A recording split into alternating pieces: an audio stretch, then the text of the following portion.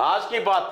ఏది రాజకీయం ప్రజలను బానిసలుగా చేసి అప్పులలో తోసి ఇచ్చిన అధికారాన్ని దుర్వినియోగం చేసి ఉన్నదంతా దోచి యువతను ముందుకు బానిసలుగా చేసి పేపర్ లీకులు చేసే వాళ్ళ జీవితాలను బొంగురం చేసి ఆడుకుంటున్నారు కదరా. 3 తరాల యువతను కోలుకోలేని దెబ్బతీస్తారు.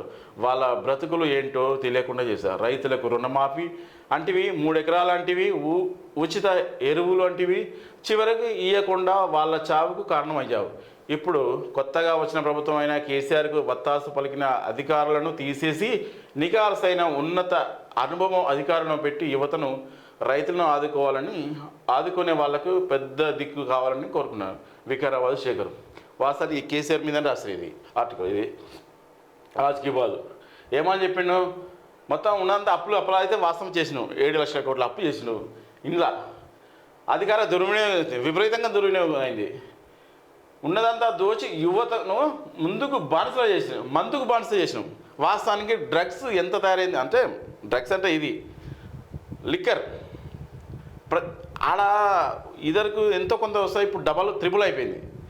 దాంతో మా ప్రభుత్వం నడిచింది. మందుకు బానిస చేసినాం, వాళ్ళకు ఉద్యోగాలు ఇవ్వలేదు. పేపర్ లీక్స్ గ్రూప్ 1 అయితే 3 సార్లు ప్రిలిమినరీ ఎగ్జామా, ఎంత దారుణం. ఇండియన్ హిస్టరీలో గ్రూప్ 1 ప్రిలిమ్స్ ఎగ్జామ్ 3 సార్లు జరిగినాయి. ఎంత దౌర్భాగ్యమైన పరిస్థితి ఉంది మన విద్యా వ్యవస్థ. పేపర్ లీకేజ్ చేస్తారు, జీవితాలతో బొంగరం చేసి ఆడుకుంటున్నారు. అంటే వాస్తవమే, అది విద్యార్థుల జీవితంతో ఆడుకుంటున్నారు. 3 తరాల యువతను కోలుకోలేని దెబ్బతీస్తారు. వాస్తవమే, వాళ్ళ బ్రతుకులు ఏంటో తెలియకుండా చేస్తారు. రైతులకు రుణమాఫీ అంటివి, రైతులకు రుణమాఫీ అని చెప్పి చివరి దశలో ఇచ్చాడు. 5 సంవత్సరాలు దాటి పెట్టి డెడ్ లైన్ పెట్టి ఇచ్చాను. మరి రేవంత్ రెడ్డి అన్న ఆగస్టు 15 పెట్టిండు. ఇక అది ఏమవుతుందో, అది ఛాన్స్ అయితే తక్కువనే.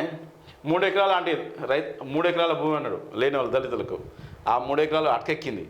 గయా ఉచిత ఎరువులు. వాస్తవానికైతే అసలు దేవుడు నన్ను పుట్టించినది అందుకోసం అన్నాడు కేసీఆర్ ఒక స్థానంలో.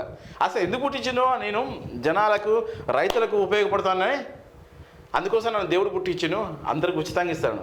ఏమి ఎక్కడ పోయిండు, వాళ్ళ చావు కారణమైండు. ఇప్పుడు కొత్తగా వచ్చిన ప్రభుత్వం అయినా కేసీఆర్కి వాళ్ళకి ఒత్తాస పలుకుతుంది రేవంత్ రెడ్డి కూడా. ఆ మహేందర్ రెడ్డిని టీఎస్పీఎస్సీ చైర్మన్ చేసినాం, వాళ్ళకు ఒత్తాస పలికినట్టే కదా. నవీన్ మీటినలు ధరణి వెబ్సైట్ మీద పెట్టినాం, అది కూడా ఒత్తాస పలికినట్టే. మరి ఆయనకు అనుకూలంగా చెప్తున్నాం కానీ నువ్వు కొత్తగా ఏం చేసినట్టు అయితే అనిపించట్లేదు మరి.